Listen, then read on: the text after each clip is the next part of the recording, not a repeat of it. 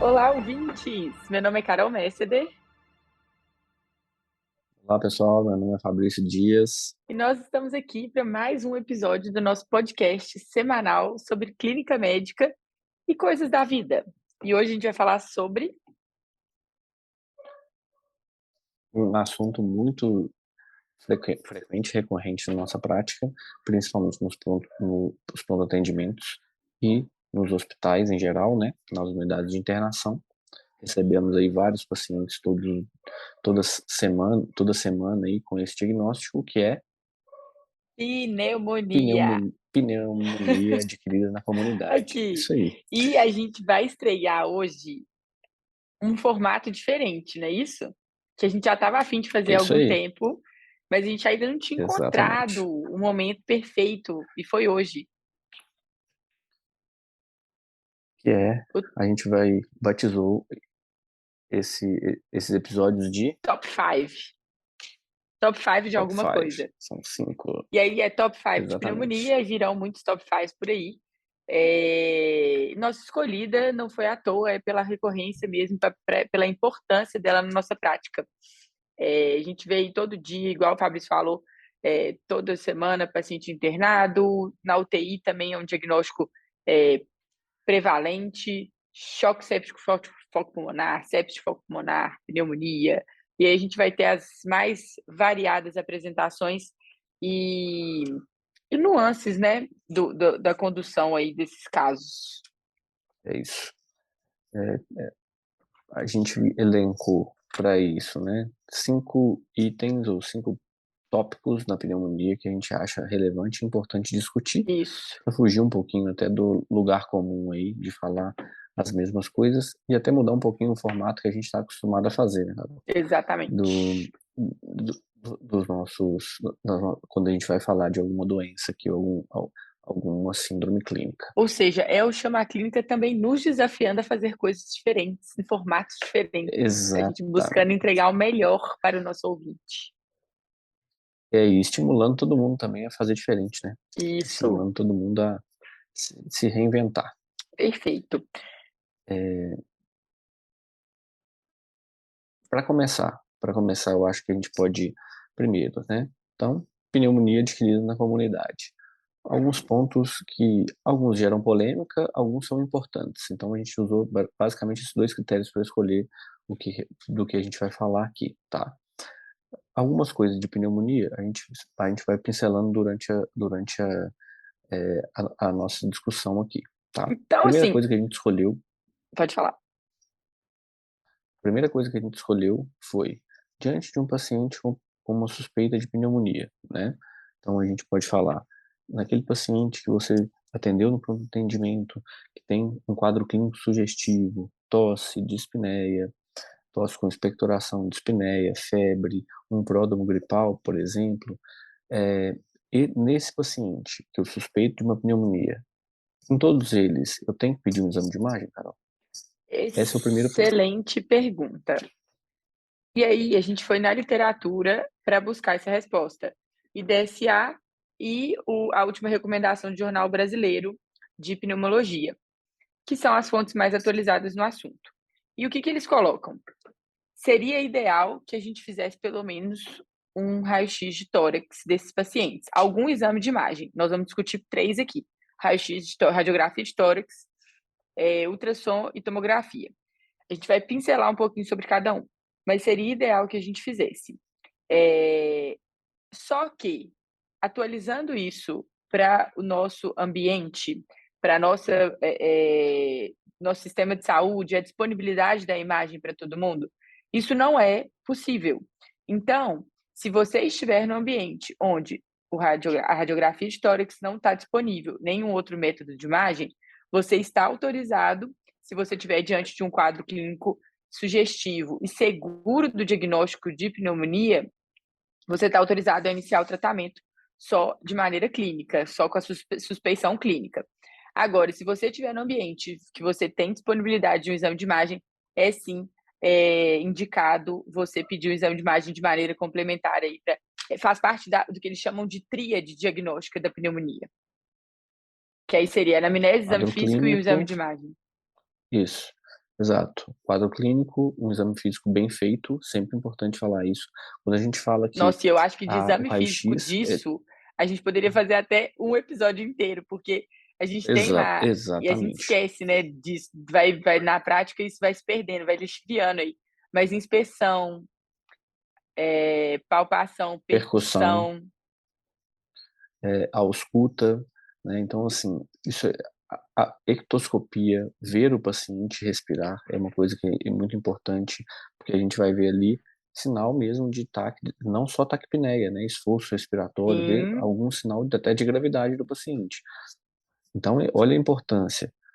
É, eu posso, se eu não tenho acesso a um exame de imagem, se eu fizer um exame físico bem feito, coletar uma história clínica bem coletada, começar o tratamento de um quadro de pneumonia.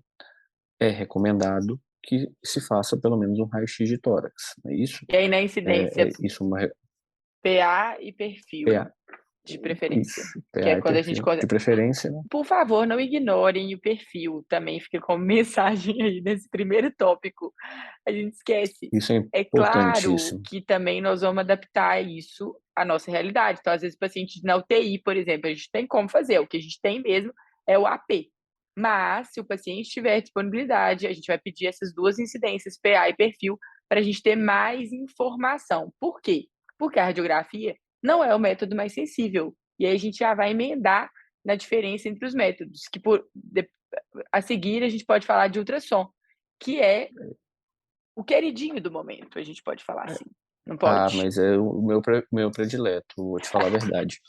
É, por quê? Aí a gente olha só, tô na sala de emergência, se eu tô, então por isso que é uma coisa que a gente vai estimular muito aqui. Use ultrassom, treine ultrassom, faça curso de ultrassom. A gente vai O ter clínico episódio tem de que saber ultrassom aqui, ultrassom, gente, não tem jeito. exatamente. Ultrassom point of care é um exame fundamental para diagnóstico de várias coisas na sala de emergência, nos pronto-socorros e na UTI. A gente acabou de falar aí, o raio-x é limitado na beira-leito, ultrassom não. Ultrassom eu consigo fazer no leito. Ultrassom, aí a gente já vai falar, comparando os dois métodos, né? Em mãos treinadas, no clínico, no ultrassom point of care, pode chegar a 90% de sensibilidade para o diagnóstico de uma pneumonia, contra 60%, né, de sensibilidade do raio-x, podendo chegar a 95% em mãos experientes, né, em mãos de radiologistas, ultrassonografistas. Então, olha a importância do ultrassom para o diagnóstico de uma pneumonia. Se eu treino ultrassom, eu vou ter a capacidade de detectar, às vezes, um quadro mais precoce ou mesmo mais assertivo de uma pneumonia do que do que o raio-x de tórax. Então, assim, porque a gente sabe que a técnica do raio-x importa muito também, a posição do paciente. Às vezes eu não vou conseguir, como a Carol bem disse, ter um exame disponível com a qualidade que a gente precisa. Então, ultrassom. Na, E os nossos na ouvintes, eles possibilidade gostam de de usar, números. A gente também gosta. Então, só para muito. deixar claro aí para vocês, o que a gente está falando é de uma sensibilidade de 95% do ultrassom em mãos treinadas. Não, eles não estão falando de radiologista fazendo mãos treinadas, um profissional treinado para fazer aquele método de imagem. Isso mesmo. Então, uma sensibilidade de 95% contra 60% do raio-x. É muita diferença. E eles ainda colocam a diferença de valor preditivo negativo do ultrassom comparado ao raio-x. Aí a gente teria 67% de valor preditivo negativo do ultrassom comparado a mais ou menos 20 e poucos por cento do raio-x. Então, é um método barato, teoricamente, porque o investimento é inicial com ultrassom, mas depois isso fica barato, que a gente tem batido nessa tecla sempre, mas que está cada vez mais disponível, e de rápida interpretação ali, né? Então, acho que um grande aliado aí no diagnóstico, inclusive na avaliação de complicações, né? A gente consegue ver ali com certa acurácia também se tem algum derrame, inclusive detalhes do derrame, se o derrame está loculado, não está loculado. a gente pode ter esse nível de detalhamento aí com ultrassom. É interessante, né? Olha só, um valor preditivo negativo de 67%. Se eu acho um ultrassom, se eu faço um ultrassom tá normal, olha com qual é, capacidade eu Confiabilidade, consigo né? descartar, né? Capacidade de excluir. É. É, é, exatamente. Então, assim, é, é uma ferramenta que a gente vai falar muito dela aqui e vai usar muito na prática. Perfeito. Passando isso, a gente vai para a tomografia, que é aquele porto seguro dentro da pneumonia, a gente pode Isso. brincar desse jeito, que é o método de imagem mais sensível para a detecção de alterações do parênquima pulmonar. Desvantagens: incidência de radiação muito maior do que esses outros dois métodos que a gente falou. Disponibilidade, um método muito menos disponível. E preço, né? E Muito mais preço. caro, investimento muito maior. Então, assim, nós temos a tomografia, ela vai ser indicada geralmente a gente acaba fazendo na prática, né, nos pais que a gente tem acesso, na maioria dos pacientes, mas sendo racional no uso do recurso, que é uma coisa que a gente sempre fala aqui também, quando a gente fala de racionalização no uso do recurso, a gente vai falar do uso da tomografia nos cenários de pesquisa de complicações, eu estou falando de abscesso, estou falando de derrame pleural, principalmente derrame pleural complicado, naquela pneumonia que o paciente não está melhorando. Quando eu falo de infecções por germes atípicos, eu estou falando posso falar de micobactéria, por exemplo, pneumonias atípicas, eu posso falar de infecções fúngicas naqueles pacientes imunossuprimidos ou de risco para infecções fúngicas.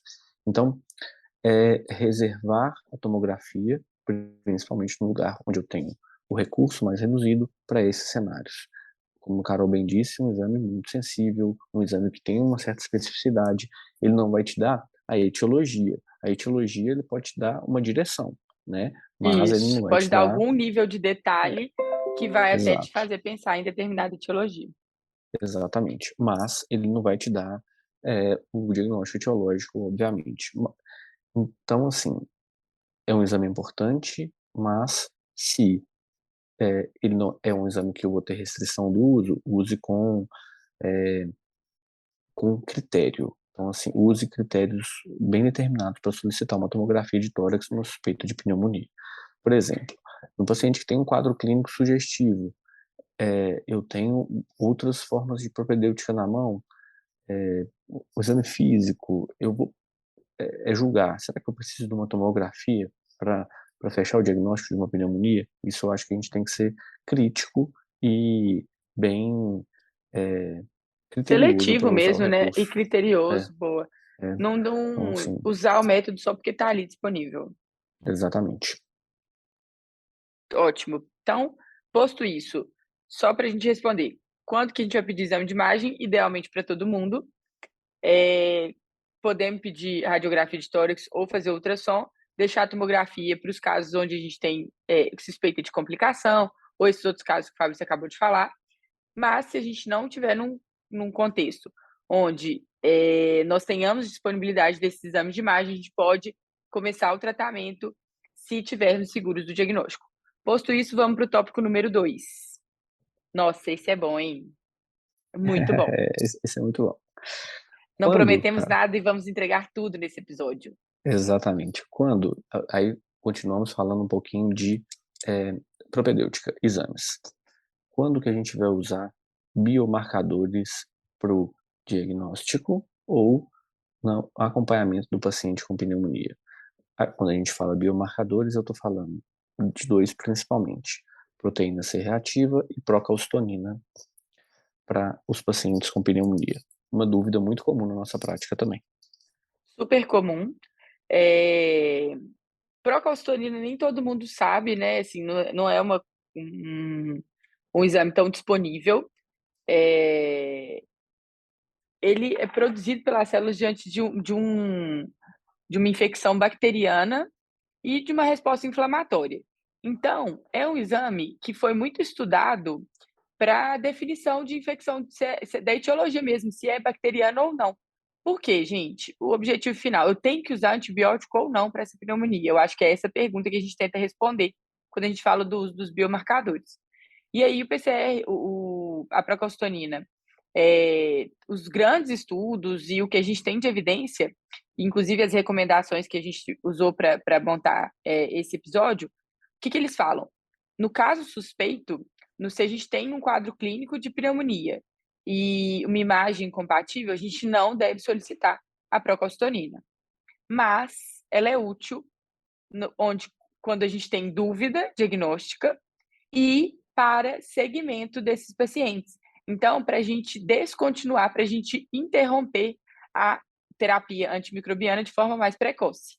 E isso, maravilhoso, né? Se a gente está considerando aí o nosso objetivo principal de uso racional de antibiótico, da prevalência das bactérias multidroga resistentes.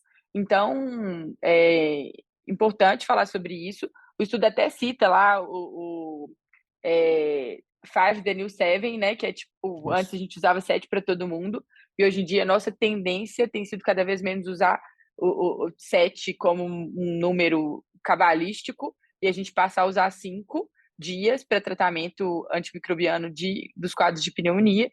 E eles, eles indicam que se você tiver dosagem, uma queda progressiva dessa procalcitonina, você poderia interromper o tratamento com até 3 dias. Na prática, a gente não vê usando tanto isso, mas eles mostraram a comparação e foi seguro, não teve complicação, não teve mais taxa de reinternação nos pacientes que usaram menos. A ideia, a mensagem é: menos é mais nesse caso, e se a gente conseguir usar essas ferramentas, PCR também entra aí como uma ferramenta útil para a gente acompanhar a resposta ao tratamento. Então, a gente espera uma queda do PCR, uma queda da procalcitonina, quando a gente tem uma infecção bacteriana, que a gente institui o tratamento de maneira adequada, a gente espera uma queda desses dois marcadores. E isso nos leva a imaginar que estamos no caminho certo, que a terapia está certa. Então, assim, para fechar esse segundo item, muito importante, solicitar tanto o PCR, a gente pode falar principalmente a procalcitonina, nos casos duvidosos para o diagnóstico, quando eu tenho quadro clínico sugestivo e imagem não solicite, e no segmento desse paciente, para você fazer uma terapia de curta duração para avaliar a suspensão, resposta clínica e suspensão de terapia antimicrobiana. Então, talvez uma PCR menos ferramentas específico do que procalcitonina, né? sem dúvida, PCR mais menos específico, pode ser usado? Pode, mas a Pode, procalcitonina de preferência, como principalmente para suspensão precoce de antibiótico. perfeito. Então, falamos de exame de imagem, falamos de biomarcadores, continuando aí na propedêutica, e agora vamos estratificar a gravidade, que é uma coisa que a gente também sempre se preocupa, né? Esse paciente, quais são Exatamente. os critérios de gravidade, o que a gente pode usar? E aí, gente, eu sempre falo isso com vocês, com os meninos, meus alunos. Os scores, eles vêm para nos ajudar. Eu sei que na época da faculdade a gente odeia score, porque a gente tem que decorar para a prova, mas na prática eles nos auxiliam. Para quê? Para Muito. tentar deixar menos subjetivo algumas avaliações que são objetivas. Então, quando eu coloco no score, eu consigo, de maneira mais objetiva, parametrizar aquela avaliação daquele paciente. Então, eu consigo meio que unificar a avaliação daquilo. Então, eu coloco os critérios que não podem deixar passar, e aí isso vai facilitar, e na prática é muito útil. E aí, para a pneumonia, a gente tem dois scores, duas ferramentas para classificação de gravidade que são super importantes. O CUB 65, que eu acho que todo mundo lembra desde a época da faculdade, e o que alguns esquecem é o PSI, que é o índice de gravidade da pneumonia, É porque que é o também PSI, é Pneumonia PSI Severity Index. ou PORT, né? Também pode, né? Que é o Pneumonia Patient Outcome Research Team, que é o PORT PSI, que é o mesmo score. Se vocês procurarem nas calculadoras aí, eles vão ser dois scores que são idênticos, assim. O PSI, Equivalentes. é o mesmo score, né. Uhum. O PSI, ele é um score um pouco mais trabalhoso, por isso que ele não é tão lembrado na prática, apesar de Isso. ser um bom score na capacidade de detecção de pacientes, de gravidade, definição de onde nós vamos tratar os pacientes. Por ser um pouquinho mais complexo e não considerar, por exemplo, a idade dos pacientes, a gente usa menos o PSI e usa mais o CURB. Então, e como a Carol bem disse, assim, o CURB, os scores, principalmente o CURB, ele vai ser muito bom para a gente definir a gravidade e nos orienta, inclusive, se primeiro eu vou internar esse paciente com pneumonia, diante de um paciente com uma pneumonia adquirida na comunidade. Para onde que eu vou mandar esse paciente? Eu vou mandar esse paciente para casa ou vou internar? Internando, esse paciente ele vai para uma unidade de internação ou vai para uma unidade de terapia intensiva? Então, olha a importância da ferramenta, como a Carol disse, de ele tira a avaliação subjetiva, nós não estamos desvalorizando a avaliação subjetiva do médico, longe disso, mas torna mais fácil e mais prática a nossa avaliação, né, tornando ela mais Não, e aí objetiva e nos ajudando muito. exatamente, até na passagem do caso, ele está passando para um colega, você quer uma vaga no CTI, você fala: "Ó, o CURB 65 deu 3, pronto, acabou, já sabe". É, Então, é óbvio também, gente, que nós não vamos e isso aqui exige muita maturidade para vocês entenderem, não é, cegar ou diminuir a nossa avaliação, ou simplificar a nossa avaliação, resumir isso tudo só por meio dos scores. Não, claro que não. Eles fazem parte da nossa avaliação, eles são complementares. Então, você avaliou o paciente, você avaliou no exame físico, anamnese, coletou os dados, e esses são os pilares do raciocínio clínico, a gente fala isso muito para vocês aí, mas é porque é importante mesmo, e eles vêm complementar essa avaliação nossa e sendo muito útil na nossa prática. Então, falamos dos é, scores de gravidade. só uma coisa com relação ao CURB, só para a importância dos scores é relação do número do score com mortalidade, né, então, assim, por isso a Isso, importância é deles. importante. E outra coisa, só para fechar, é não esquecer que existe sobreposição de síndromes clínicas, então uma pneumonia pode ser uma causa de sepse, por exemplo, aí nós não estamos falando de CURB mais, nós estamos falando de Isso. scores relacionados à sepse, né, então assim, Isso é até se eu útil para puxar um gancho para um outro tópico também que a gente vai falar, que é o último tópico. exatamente. Então assim, importante a gente falar que pneumonia é causa de sepse, então se eu tenho uma suspeita de sepsia, mudou minha conduta, mudou minha forma de E aí a gente tratar o está falando de paciente ou sepse, né. estratificar o risco, né, exatamente. Isso Tá, é muito ótimo. importante. Então, método de imagem, biomarcadores, gravidade. Quarto é maravilhoso esse item. O número Né, 4 do top eu 5. acho que essa é a dúvida toda de todo, médico recém-formado, de todo residente. Essa pergunta a gente E que faz cai isso em muito no nosso dia prova a dia. também, isso E despenca cai em prova. muito em prova, exatamente, para os que gostam de prova e é uma coisa por que que isso cai em prova? Porque na nossa prática é Porque cai muito na comum vida. acontecer, exatamente. E a provadora A imitar prova a vida. gosta do que, muitas provas, né, gosta do que a gente Hã. aplica na prática, que é relacionado ao tratamento. Quando a gente fala de tratamento de Quando que a gente pneumonia, vai cobrir Pseudomonas? exatamente. O tratamento padrão da pneumonia, né, eu vou tratar pneumococo, algum a gente faz o tratamento combinado para cobrir germes atípicos. Então, na pneumonia comunitária, a gente combina um beta-lactâmico com um macrolídeo, por exemplo, né, ceftriaxona, clavulina, amoxicilina, o que for, mais uma azitromicina, uma claritromicina para cobrir atípico. Esse é o tratamento que a gente chama de padrão da pneumonia comunitária grave, da pneumonia comunitária, que pode ser grave ou não, mas esse é o tratamento padrão.